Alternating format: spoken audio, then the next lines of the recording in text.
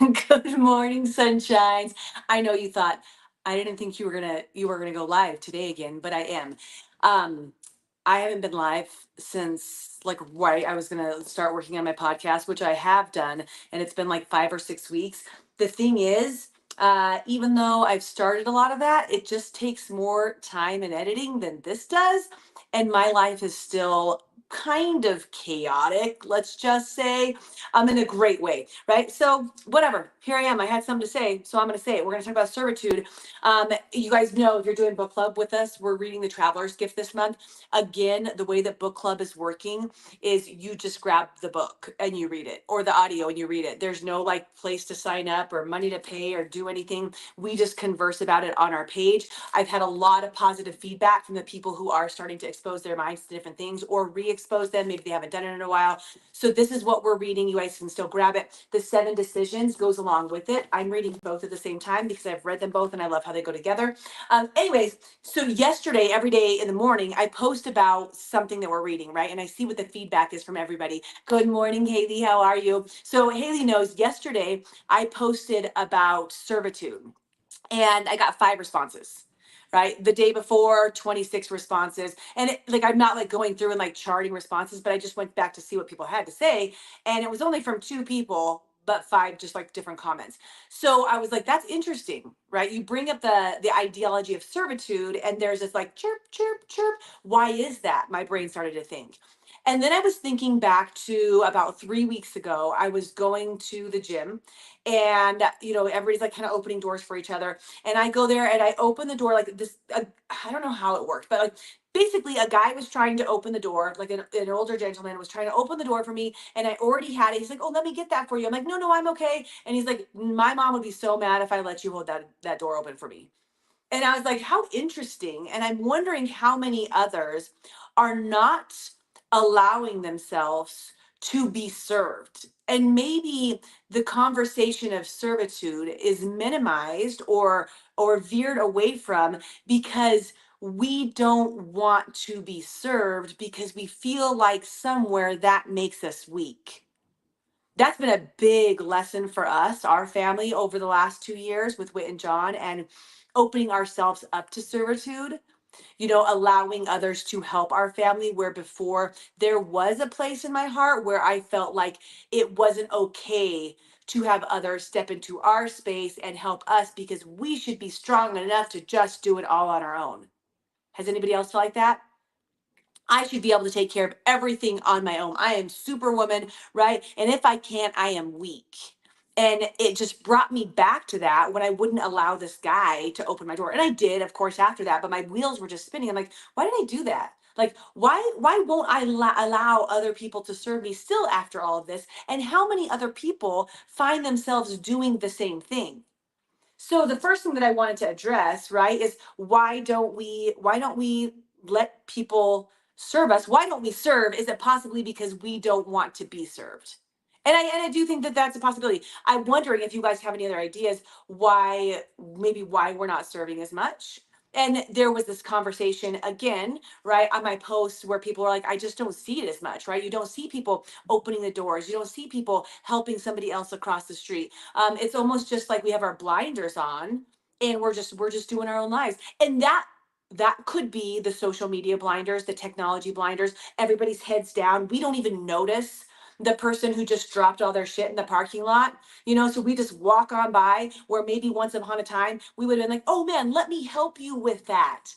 Right? I see that you have a screaming child and you're trying to pick up a can that's rolling across the parking lot. Let me help you. But instead, we're so in our own little worlds.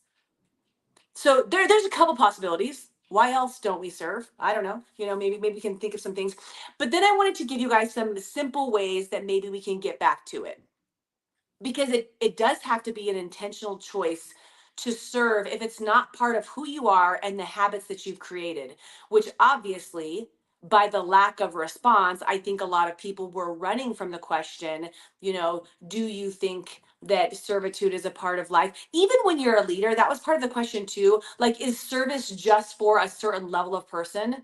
with the obvious answer for me, absolutely not. As a leader, as a as the captain, as the CEO, as the top level, even more servitude is expected in my mind, in my eyes, because leaders are duplicated, and that should be moving down, right? They should know that you're never too good to lead.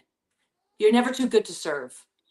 Sorry, serve, right? So looking at that, what are some different ways that we can serve, that we can step back into this, since it is a question that was veered away for?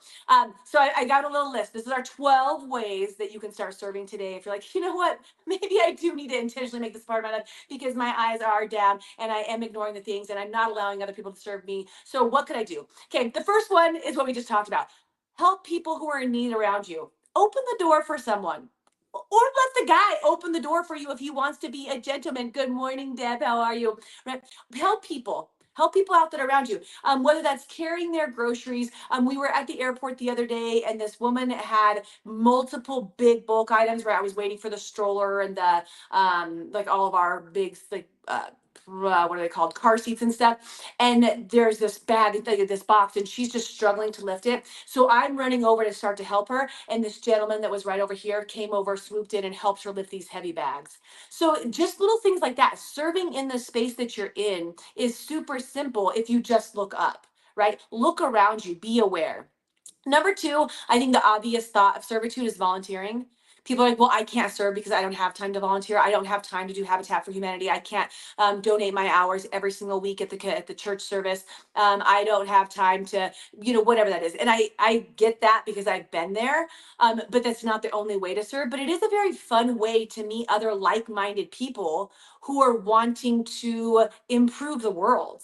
Right? Surround yourself with people who are going for good, for happy. And that's where this whole conversation came from in the Traveler's Gift, was the second decision to seek wisdom, which is interesting. Servitude combined with wisdom. How does that even work? This is a tangent, right? But when you're helping others, you're building relationships, and it's one of the quickest ways to improve your like your tribe, right? To build upon your tribe with positive people, because you're exposing yourself to a lot of people that they look at you like, she helps people, she serves, they want to give back to you because you're giving, and you're not giving to give back, but it is a natural result, you guys. When you give, you will get. That's just going to happen. You don't do it because of, but it will occur. Okay, so volunteering was number two, right? Or natural way. Number three, just helping a neighbor. I mean, do you ever just look around where your neighbors could just use a little bit of help? I have this memory of my old neighborhood. I had some extra time on my hands. Our businesses were really easy to operate, and the kids were getting a little older, and they were playing at friends. And I was mowing my lawn, and I saw that our neighbor's lawn needed to be mowed, and I just mowed their lawn. Probably maybe don't do that if they like it a certain way, because I don't do like certain lines or anything. But it's like, I was just like, I'm just gonna help my neighbor. Their trash can's out. It's been out there for 2 hours. It's kind of windy. I'm just gonna push it back up to the top of their drive. Right? Little things like that. Or maybe you know that a neighbor does need help right now. So helping a neighbor. Number four, bring your community together. Your ability to build relationships is way bigger than you possibly imagine. And it might not seem like serving to plan um a community Valentine's Day making party, but it brings people together, which builds relationship, which creates support, which is absolutely servitude. Another memory I have of this just came to me. I actually forgot about it until this moment. When my babies were little, I thought, why don't the kids in the neighborhood get together, make Valentines, and then we'll go bring them and deliver them to some different nursing homes. And I mean, it's perfect timing right now, whatever day of the week it is right now. Right. So everybody, we just offered the kids to come over, or we had construction paper and they came over and picked it up, or they just dropped off Valentines. They said I needed them by the 13th. So we had some people together, built the community, some people drop off, and then whatever kids wanted to, we took them to the nursing homes, and they got to receive Valentines from these little adorable children. And it was so beautiful. And it wasn't like, oh, you had to sign up for something, there was something big to do. It was just an idea that I had that I thought could brighten someone's day. right? So how can you bring your community together, whether that's a chili cook-off this summer or a bunko group? All of those things are actual serving, right? That last one was just like kind of like double time because we donated the Valentine's afterwards. Number five, bring donate. Wait, one, two, three, four, five. It's hard to count, you guys. Donating things is serving. Look around your house. How much shit do you have that you don't use, you don't need, and somebody else could benefit from? How many extra blankets do you have? Toys do you have? Pairs of shoes do you have? Clothes that you have not even taken off the hanger in a year? And you could donate them. I suggest looking at places that are going to like support people. I love, we have an organization called Sister Carmine's, or at least it was still there. I think it is, where they have people that can just like come in need and just like shop to grab things. I love reaching out and just finding people in my community that would need something. So somebody who needed our crib, I wasn't selling it, here's our crib, right? Somebody who needed our, or could use some of our baby toys or clothes, things like that is a way of serving. How can you just give the things that you're not using? It's kind of a win-win too, because you're creating some different clarity in your own personal space. Good morning. Okay, next one is be good at what you do. Is that really serving, Callie? It absolutely is. Being good at what you do, whatever your career is, career, right? Put quotes around it, whether that's for money or for not, for trade or for not. Whatever you do is a form of servitude, because if you're putting effort in, you're helping to create something, whether that's a product or an environment or an experience that other people get to have on the other side. So let's just take the janitor at a school, right? Their job is to scrub the toilets, clean the floors, wash off the walls, make sure that the kids are safe, right? Make sure that they have a good quality learning environment. That is servitude. Be good at what you do.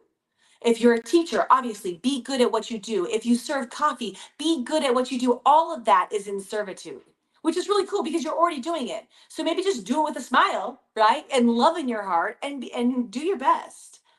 Next one is, and this is really like really simple, because our world has made it easy to find families who need support.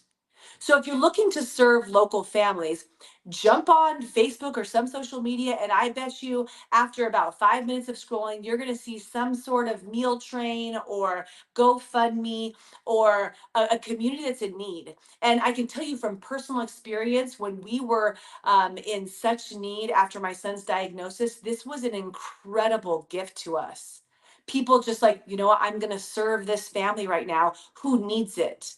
And now we do our best to do the same thing. We see someone who needs it, and where we can support and help, whether that's through a meal or through a cash donation or through just some time or providing them support for going through their chemo treatments, whatever it is, we do what we can to serve those families. So just looking online for those types of things, right? We're almost done. I know you guys are thinking, wow, this is like a lot to do, Cal. Don't pick them all. Don't pick them all. Just pick one or two.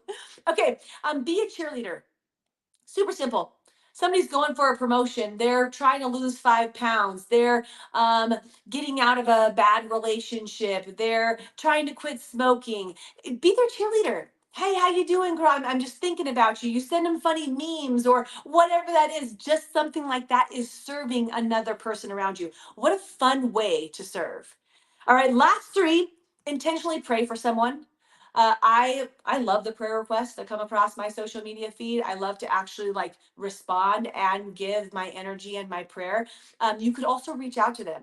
I absolutely, oh man, I felt so lit up when I received different like songs and psalms and links and gifs and memes when we were really in our deepest despair, where people just sent things to lift us up. I didn't respond to them all because I was a total wreck, right? But just waking up and having a Lauren Daigle in my inbox from someone where I could open it up and just like listen to this praise was such a way to receive from somebody who was directly serving our family. So praying with someone intentionally, putting out that for their family, huge way to serve. Last two ways to serve, you guys. Take your friendships offline. I know. It's easy to be stuck in the screen, right? And it's a beautiful thing to be able to shoot messages or, ideas to one another. I love that, to support on each other's posts, but to actually say, hey, you know what? Do you want to get together? Do you want to maybe like have a coffee? Do you want to have dinner together? That's servitude. Being somebody's direct social support. You might not have any idea what that means to them at the time, and it's a great way for you guys both to open up your hearts to that direct communication. Final one for ways to serve you guys is just to brighten someone's day. And you guys know me. For me, the best way to do that is just by smiling, being kind. That's like, I think that is the best way to serve the world. Be happy heart. That's what I tell my kids. Do you have a happy heart right now? When John's like, Mom, was that a happy heart? I think that's a happy heart. I'm like, yes, honey, that was a happy heart. Or he'll be like, I think I have an angry heart right now. I'm like, okay, we can work on that, right? So, how can you show up to life with a happy heart? And when you do that, it is going to brighten someone's day. Instead of flipping them off when they are passing you because they're late to work, maybe just smile at them. You're like, is that really servitude? It absolutely is, because if it's serving positive energy, it's servitude. That's the grand finale of this, you guys. If something's serving positive energy, if you are delivering positive energy in any way, whether that's just simply through your prayers and your vibes, through your smile, through small mannerisms, through big actions, through donations, through time, whatever that is, serving positive energy is serving the world. So I would hope that this conversation can just help us get back to serving a little bit more, thinking about the different ways where we might be able to show up, maybe picking a couple of those, that list of 12, and saying, you know what, I could do that. I could fit that into my day. I could be better at my job. I could be a little kinder. I could show up with a happy heart. I could grab that door for the person that's struggling over there. I could pay attention a little bit more. And if all of us stepped into a space of servitude just a little bit more, imagine what the butterfly effect would be at the end of the day. So, guys, that's all we have today for servitude. I thank you so much for joining me. I love you. I missed you. I'm sending you light and love from my basement right now. I'm hiding out in the basement because there's roofers, because we had hail damage from last year. If you're in Colorado, you know when you know. It sounds like elephants are on my roof. Maybe giraffes, maybe a rhino from time to time. So anyways, light and love for my sunshine room to you guys. We'll talk to you later. Bye.